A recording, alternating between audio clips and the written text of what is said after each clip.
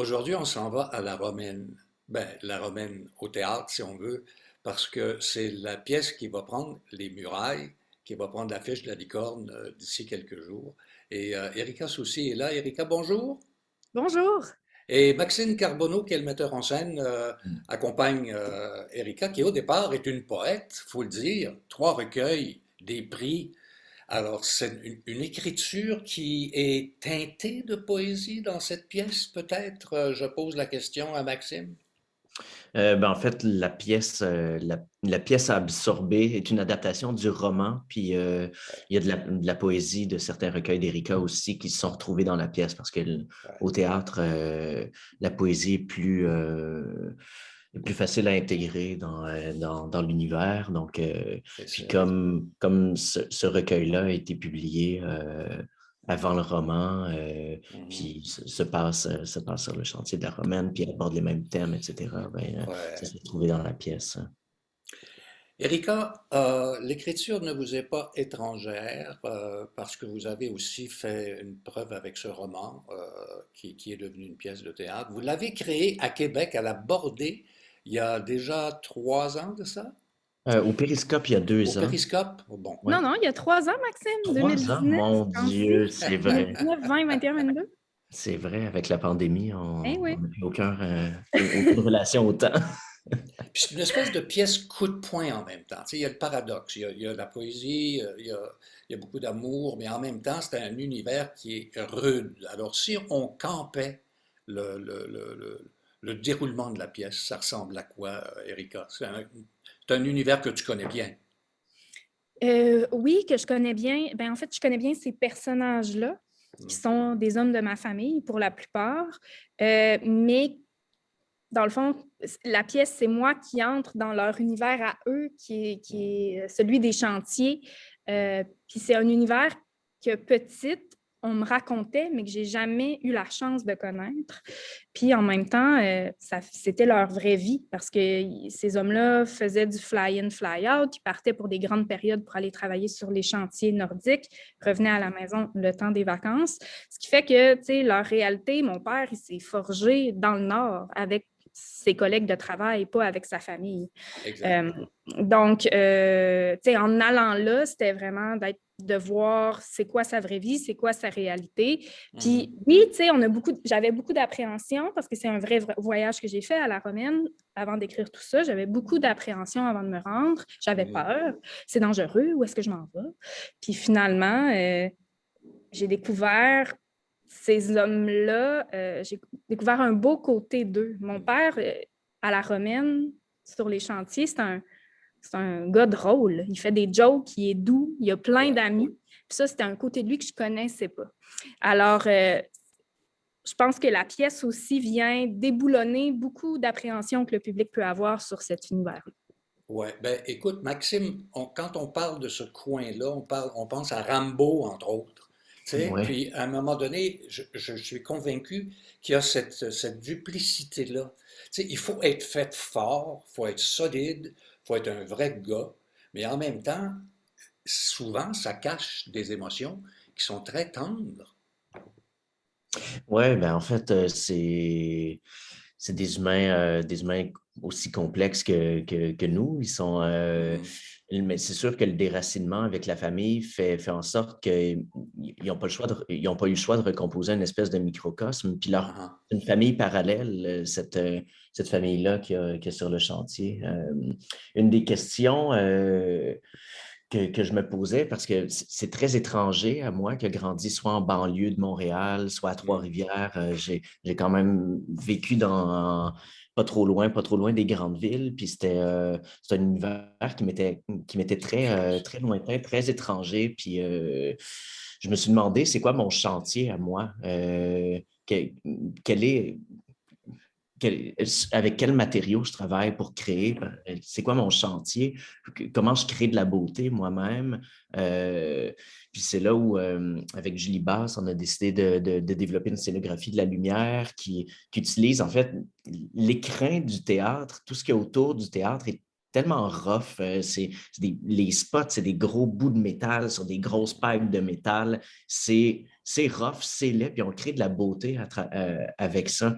Puis donc, la scénographie de la pièce utilise à vue ces matériaux-là qui appartiennent au théâtre. Ouais.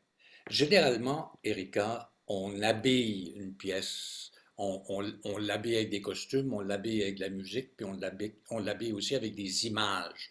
Alors, à quoi est-ce que le spectateur doit s'attendre quand il va aller voir les murailles, visuellement?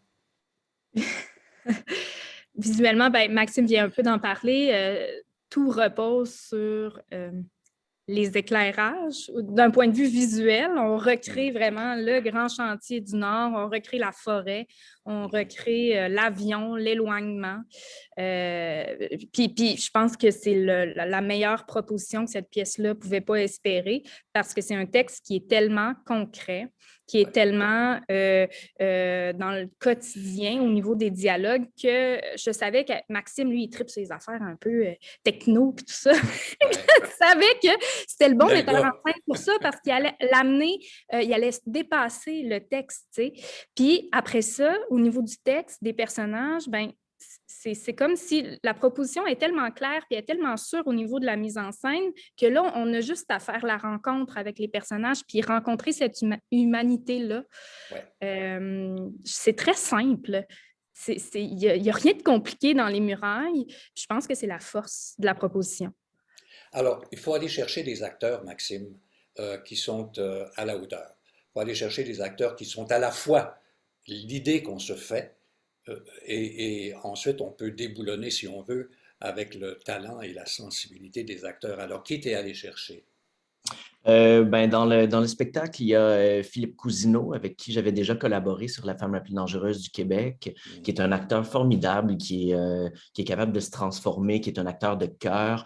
Puis pour moi, c'était important que tous les acteurs soient des acteurs de cœur.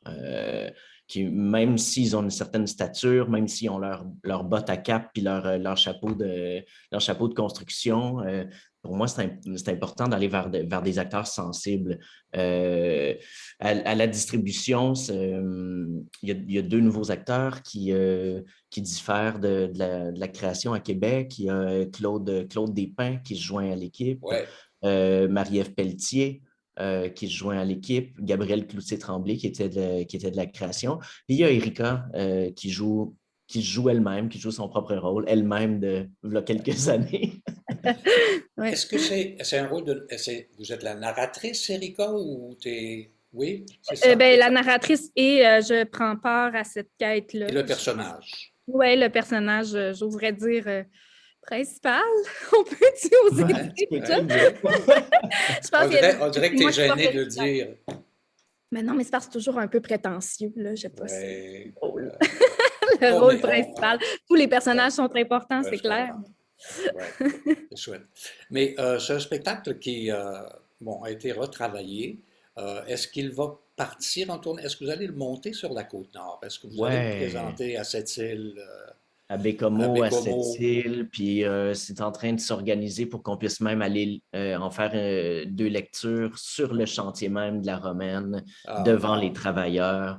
Ça va être un moment précieux. Puis ce face-à-face-là entre un spectacle et son public arrive jamais. Là, un face-à-face aussi miroir.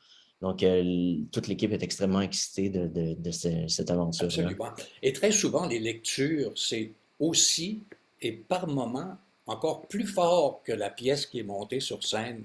Moi, j'adore les lectures. Des lectures, c'est bon, c'est magique. T'sais. Évidemment, il faut que comme public, tu sois comme dans cette idée que tu te fais de ce que tu entends. Mais aussi, ça donne des traits. Ça laisse beaucoup d'espace. Les lectures, ça laisse beaucoup d'espace à l'imaginaire des spectateurs. Ça responsabilise l'imaginaire des spectateurs. Ouais, j'adore souvent, ben, moi aussi, j'aime souvent mieux les lectures que le spectacle. Dans ce cas-ci, c'est pas vrai. Le spectacle est meilleur qu'une lecture qu'on en a fait, mais Parce qu'on a fait des ça lectures. arrive souvent je me rends compte que certains Oui, oui. spectacles réduisent les possibles qui sont sur le texte, hein. C'est comme monter des belles-sœurs en lecture, c'est pas du tout le même feeling que Ouais, monter des ouais, belles-sœurs ouais, en ouais, comédie ouais. musicale, tu sais. Ouais. Enfin. Mais est-ce que tu continues à écrire quand même, Erika, malgré ton incursion dans le monde du théâtre? Est-ce que tu continues à écrire soit du roman ou de la poésie? Est-ce que ton activité d'autrice est toujours présente? Complètement. À la base, moi, j'ai une formation de comédienne au conservatoire, donc je viens du théâtre. Puis la littérature est vraiment arrivée dans mon parcours comme une soupape Ah, pour me dégager justement du milieu théâtral ou de mes études au conservatoire que je trouvais assez ben, dures et contraignantes. Puis il faut rentrer dans le moule, jouer un personnage. Puis moi, j'ai un petit côté, ça paraît pas de même, là, mais j'ai un petit côté rebelle. Puis je savais que la poésie, non, mais c'est parce que souvent, tu sais, la poésie, c'est des bombes, là, c'est des punks, tu sais, c'est éclaté, il n'y en a pas de limite. Puis ça me convenait bien, moi, ça, ce côté-là, très libre. mhm, Donc oui, c'est clair que je conserve ça. J'ai un manuscrit de recueil en chantier en ce moment que j'écris quand j'ai besoin. Tu sais, je ne ressens pas la pression de vite, vite sortir un livre. ok. En ce moment aussi, je gagne ma vie comme scénariste. Donc, c'est sûr que l'écriture, c'est mon travail au quotidien, beaucoup plus que le théâtre même. Par curiosité, l'éditeur, c'est qui? C'est qui ton éditeur de Mon poésie? dernier recueil, c'est l'Hexagone. À l'Hexagone? Ouais, Ouais. hein, bonne maison. Euh, finalement, finalement, Maxime, côté son, côté Ouais. musique, côté environnement sonore, on peut s'attendre à quoi? Ben, en fait, le chantier vit par le son. Le son est une composante super importante dans le spectacle. Le danger nous apparaît par le son. Il y a ce truc-là du dynamitage qu'on entend au loin, qui fait écho même avec la vie intérieure du père. Puis il y a une relation c'est grâce au son qu'il y a une relation entre l'intériorité des personnages, puis, euh, Ouais. les paysages qu'on transforme.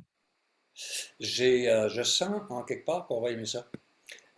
J'ai l'impression que les gens qui vont être dans la salle vont être transportés dans un univers qu'ils pensent bien connaître, mais Mm, qui va aussi être de dimension quasi onirique. On est au théâtre, mm. on est dans le rêve, on est dans la beauté des choses aussi. Alors, je vous remercie tous les deux de vous être rendus disponibles ce matin, Ben, merci de aujourd'hui, je l'invitation. devrais dire. Merci. Et je rappelle que c'était à l'Alencorn, c'est du 8 mars au 2 avril prochain. Et n'oubliez pas le titre, Les Murailles. Allez tous les deux, merci beaucoup et bonne journée. Merci beaucoup. Bonne Merci. journée. Un plaisir.